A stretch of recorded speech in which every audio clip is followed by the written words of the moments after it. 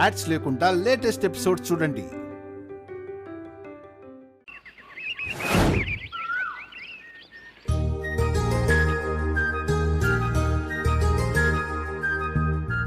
Officer, ఆ suit case ఏంటి? Sudden గా ఎక్కడికి బయలుదేరారు? ఇందాక నుంచి నీకు చెప్పాలని చూస్తున్నాను, నువ్వు కనిపించలేదు. హైదరాబాద్లో ఒక 3 days నాకు ట్రైనింగ్ ఉంది. హైయర్ ఆఫీసర్స్ అందరూ వస్తున్నారు, నేను కంపల్సరీగా వెళ్ళాలి. అదేంటి ఆఫీసర్, ఒక్క మాట కూడా చెప్పకుండా సడన్ గా బయలుదేరి వెళ్తున్నారు? చెప్పే టైం నాకు కూడా లేదు. సడన్గా కాల్ వచ్చింది, బయలుదేరాల్సి వచ్చింది. జస్ట్ 3 days కదా, వచ్చేస్తాను. మీరు వెళ్తున్నారంటే నాకెందుకు భయంగా ఉంది ఆఫీసర్. భయమా? నీకా? లైఫ్లో ఎప్పుడు భయపడకూడదు అని చెప్పాను, మళ్ళీ భయం అంటున్నావు? లేదు ఆఫీసర్, మీరుంటే ఉండే ధైర్యం వేరు. మీరు లేరంటే నాకు భయంగానే ఉంటుంది. దేనికి భయం? ఒకవైపు అత్తయ్య, ఇంకోవైపు ఆ సిద్ధు సంపద వాళ్ళు. ఏంటి, మా అమ్మ మళ్ళీ దేవుళ్ళను ప్రసన్నం చేసుకునే పనిలో ఉందా? మా అమ్మని కన్విన్స్ చేయడం నీకు చాలా ఈజీ, అది నువ్వు ఎలాగో చేయగలవు. కానీ నిన్ను నమ్మించడమే నాకు కష్టంగా ఉంటుంది. కళ్ళ ముందు జరిగేవి కూడా నమ్మనంటావు. ఒకప్పుడు గుడ్డిగా అన్ని నమ్మేదాన్ని ఆఫీసర్, కానీ ఇప్పుడు నా నీడని కూడా నేను నమ్మలేకపోతున్నాను. ఎప్పుడూ మన మీద నమ్మకాన్ని మనం పోగొట్టుకోకూడదు. అలాగే ఎదుటి వాళ్ళని ఎప్పుడూ అనుమానించకూడదు.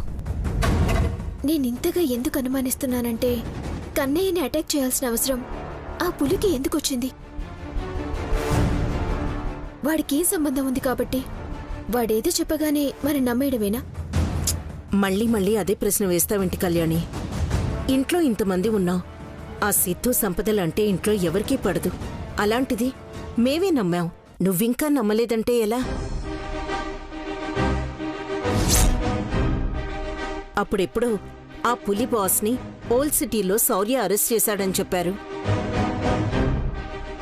ఆ తర్వాత పులిని అరెస్ట్ చేశారని చెప్పారు.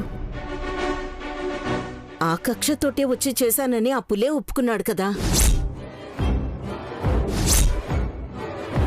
నమ్మడం అనేది మన బాధ్యత. దానివల్ల ఇంతకు ముందు చాలా దెబ్బలు తిన్నాం.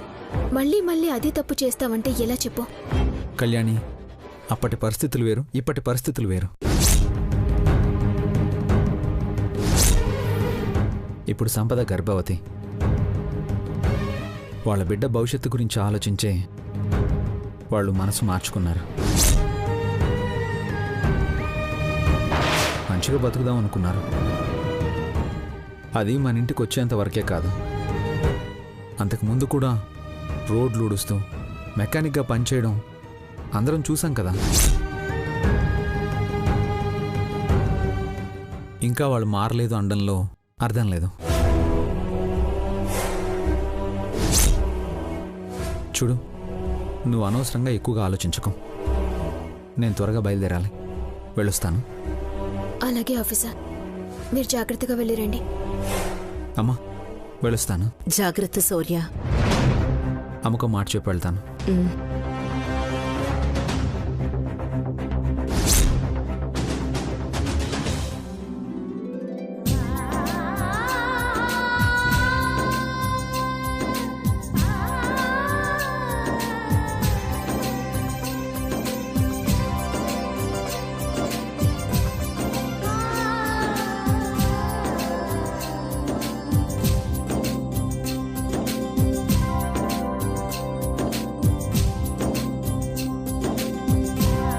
బుజ్జి గణపయ్య, నేనేం కోరుకుంటానో నీకు తెలుసు కదా. పైకి చెప్పలేకపోయినా నా మనసులో ఏముందో నీకు అర్థమవుతుంది కదా. నన్ను, నా మాటని లెక్క చేయి, నా కళ్యాణిని ఇంటి నుంచి దూరం చేయి. చాలు, అన్నీ నాకవే దగ్గరవుతాయి. ఈ ఇంట్లో వాళ్ళందరూ నా మాట వింటారు, నా చెప్పు చేతుల్లో ఉంటారు.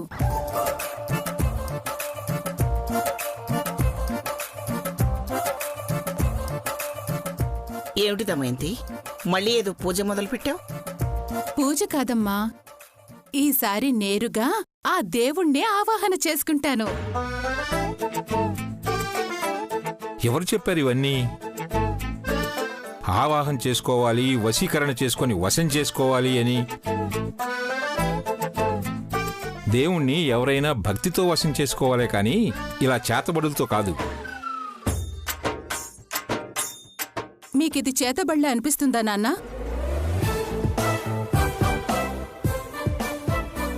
దేవుణ్ణి నేను భక్తితో నా వశం చేసుకోవాలని చూస్తున్నాను.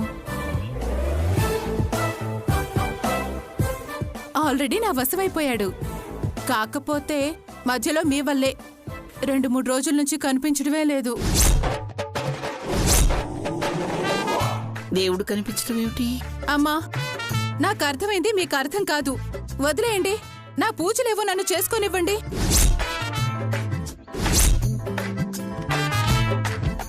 అమ్మా, అమ్మమ్మా,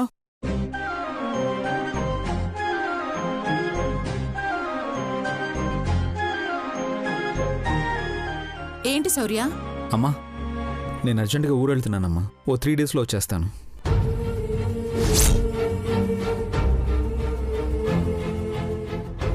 అదేమిట్రా, ఇప్పటికిప్పుడు ఊరి ప్రయాణం ఏమిటి? హెడ్ ఆఫీస్ నుంచి ఫోన్ వచ్చిందమ్మమ్మ. ఒక 3 రోజుల్లో వచ్చేస్తాను. వచ్చాక చెప్తాను.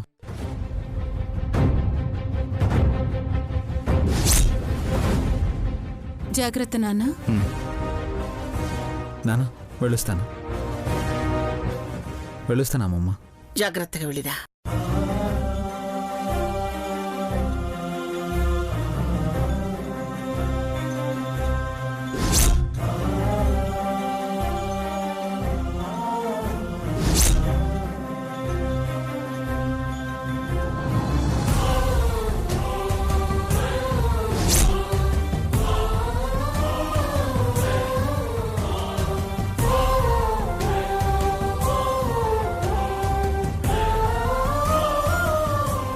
కళ్యాణి, ఏదో ఒక సంఘటన జరిగిందని దాని గురించి ఆలోచిస్తూ మనసు పాడు చేసుకోకు. నేను తిరిగి వచ్చేంత వరకు అనవసరంగా ఎలాంటి రిస్కులు చేయకు. మనం ఎవరికీ చెడు చేయలేదు. నా డ్యూటీ నేను చేస్తే దానివల్ల కొంతమంది మనకు శత్రువులై మనల్ని బాధ పెట్టాలని చూస్తున్నారు.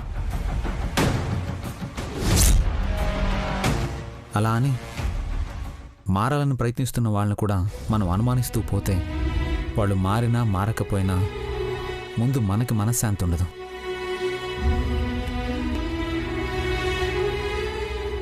అందుకే ఇంతగా చెప్తున్నాను. ఎక్కువగా ఆలోచించకు, సరేనా? వెళ్ళొస్తాను. బాయ్.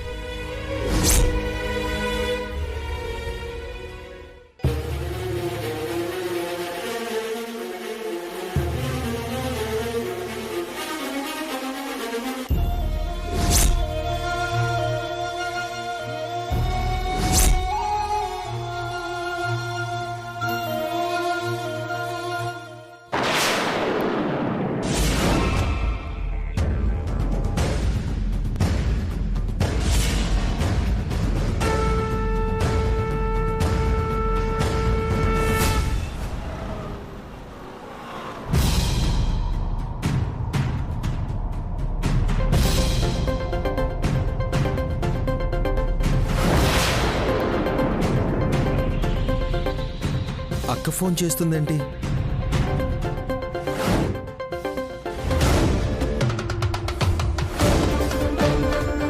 ఏ పని మీద ఫోన్ చేసిందో ఏంటో తీరాదు. ఫోన్ తీసిన దగ్గర నుంచి ఏదో ఒకటి వాగుతూనే ఉంటుందమ్మా. ఆ ఇంట్లో విషయాలు ఏవైనా చెప్తుందేమో, లిఫ్ట్ చేసొద్దు.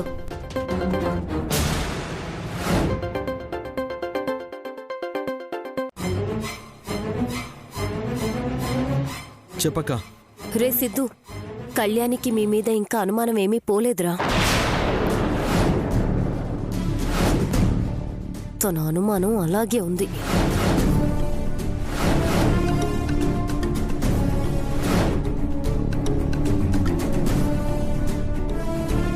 ఇంట్లో అందరూ నమ్మారు కానీ కళ్యాణి మాత్రం నమ్మడం లేదు. మీరే కన్నయ్యకి బాంబ్ పెట్టి డ్రామాలు ఆడుతున్నారని అనుకుంటుందేమోనని నా అనుమానం.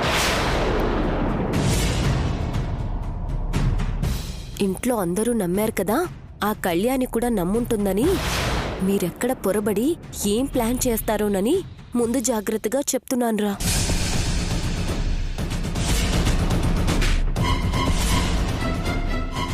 కళ్యాణి అయితే మిమ్మల్ని నమ్మలేదు, అది నాకు అర్థమైంది.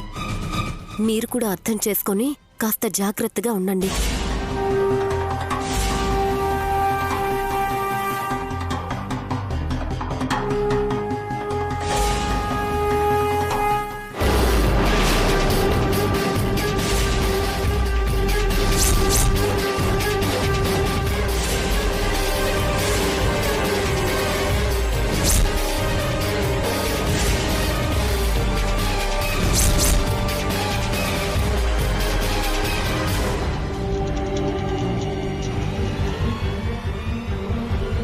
ఏంటి పిన్ని, మీ తమ్ముడికి ఫోన్ చేసావా?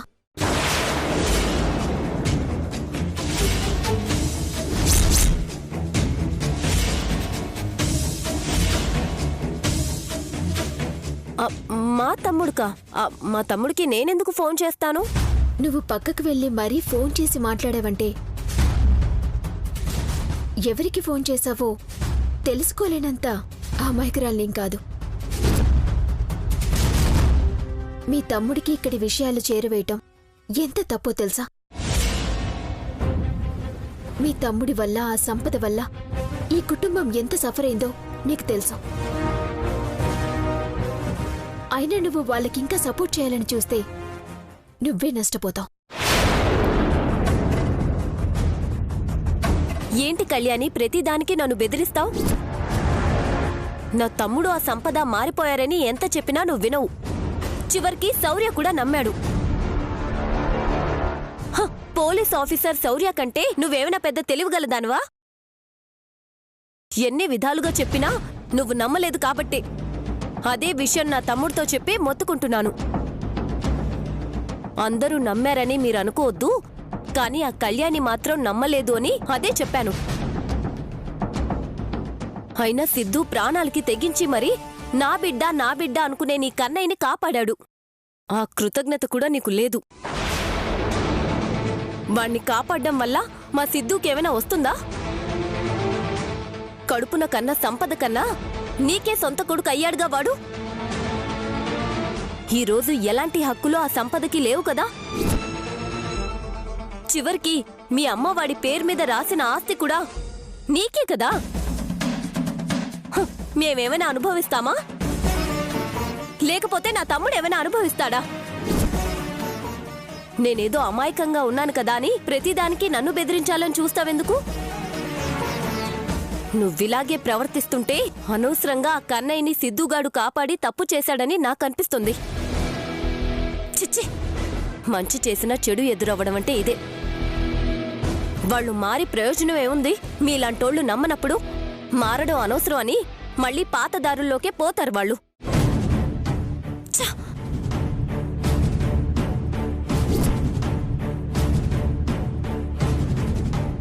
అమ్మా కళ్యాణి, ఏమైందమ్మా? మీ పిన్ని తెగెగురుతుంది. దాని నోరు రూములోంచే బయటకు వినిపించదు, అలాంటిది పంచలో ఉన్న నాకు వినిపిస్తుంది. అంత ధైర్యం ఎక్కడి నుంచి వచ్చింది? తప్పు చేసినప్పుడు ఆ తప్పుని కప్పిపుచ్చుకోవడానికి లేని ధైర్యాన్ని నటిస్తుంటారు బాబాయ్. అలా ఉండటం వల్ల ఎదుటివారు వాళ్ళు తప్పు చేయలేదని అనుకుంటారని వాళ్ళ భ్రమ. వాళ్ళు తప్పు చేశారా లేదా అనేది వాళ్ళ ప్రవర్తనతో వాళ్లే చెప్తారని కొంతమందికి తెలియదు పాపం.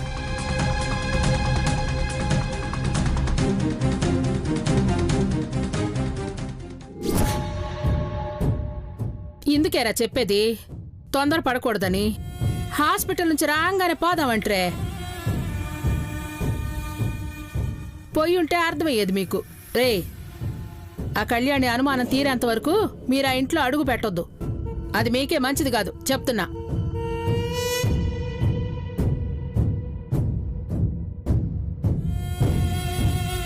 ఇదేంటి సిద్ధు, ఇంట్లో అందరూ నమ్మారు కదా, ఇక మనకి ఏ ప్రాబ్లం లేదు అనుకుంటే ఇలా అయ్యింది.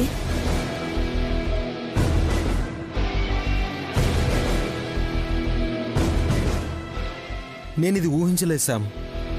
ఇంత చేసిన తర్వాత కూడా కళ్యాణి నమ్మకపోవడం ఏంటి? ఇంకెలా నమ్మించాలి?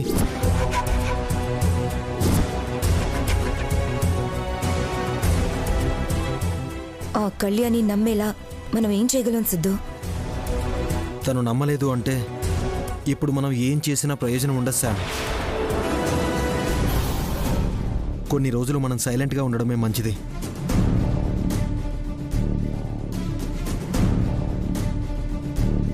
మనం సైలెంట్గా ఉన్నా మన మీద అనుమానం ఉంది కాబట్టి ఆ కళ్యాణి సైలెంట్గా ఉండదు కదా.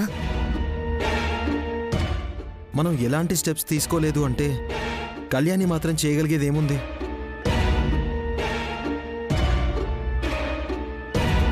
ఎలాగూ తనకి మన మీద అనుమానం ఉంది కాబట్టి మన జాగ్రత్తలో మనం ఉందాం. మామూలు జాగ్రత్త కాదు, చాలా జాగ్రత్తగా ఉండాలి. ఆ తర్వాత మీ ఇష్టం.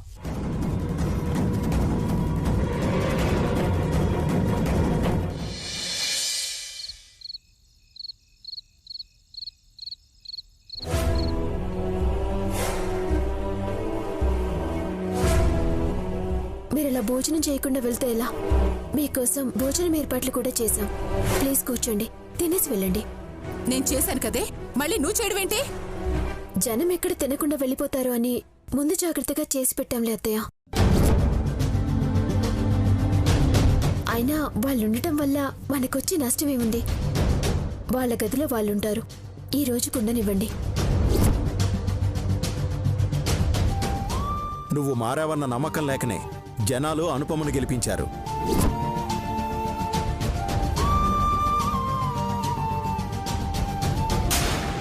ఇక లాభం లేదు. చూస్తూ ఊరుకుంటే అది నా కొడుకుని నాకు పూర్తిగా దూరం చేస్తుంది. నా కొడుకు నా మాట కాదనేవాడు కాదు. అలాంటిది ఈరోజు దాని మాట విని నేనేం చెప్పినా కాదంటున్నాడు. చివరికి నన్నే కసురుకుంటున్నాడు. దాన్ని ఇంట్లో ఉండనివ్వకూడదు. ఆ కళ్యాణిని బయటికి పంపించాలంటే ఇంట్లో వాళ్ళెవ్వరూ నా మాట వినరు. అదే ఆ దేవుడు ప్రత్యక్షమైతే ఆ దేవుడితో ముందు దరిద్రాన్ని వదిలించమని చెప్పాలి. పైకి మాత్రం నేను డబ్బు కోసమని మాట్లాడినా నా అసలు కోరిక ఎవ్వరికీ తెలియకూడదు. ఆ దేవుడికి చెప్పే వరకు ఆ దేవుడు నా ఎదురుగా నా కంటపడిన మరుక్షణం ముందుగా నేను కోరుకునే కోరిక నా నగలు రెట్టింపు చేయమని కాదు, ఆ దరిద్రాన్ని నాకు నా ఇంటికి దూరం చేయమని. అది దూరం అయితే నా కొడుక్కి ఇంకొక మంచి సంబంధం తీసుకొస్తాను. తర్వాత వచ్చేది ఎవరైనా సరే నా మాటే వినాలి, నేను చెప్పిందే చేయాలి. అలాంటి దాన్ని ఏరి కోరి మరీ తెచ్చుకుంటాను. ఇంకొకటి రావాలంటే ఇది ఇంట్లోంచి పోవాలి. పంపిస్తాను కళ్యాణి, నిన్ను నా కొడుక్కి దూరంగా పంపిస్తాను. అసలు ఈ ఇంటికి సంబంధం లేకుండా చేస్తాను.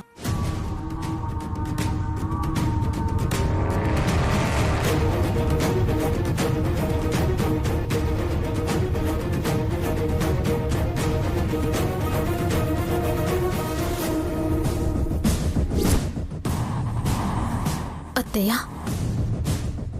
మీ మనసులో ఇంత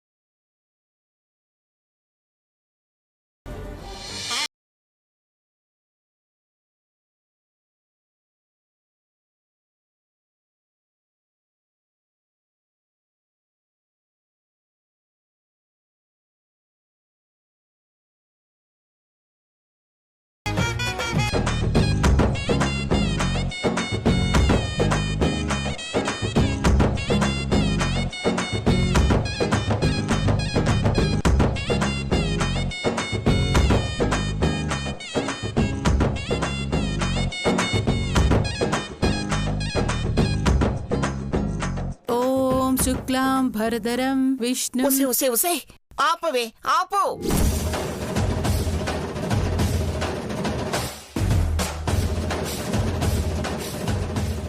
అమ్మా, నేను పూజ చేసేటప్పుడు మధ్యలో నన్ను కదిలించొద్దు. నాకు నా దేవుడికి మధ్యలో ఎవ్వరూ రావద్దు.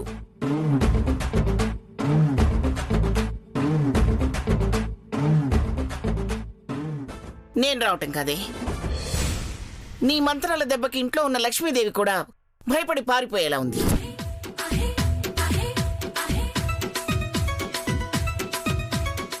అయినా అదే మంత్రాలు చదవటమే. హ?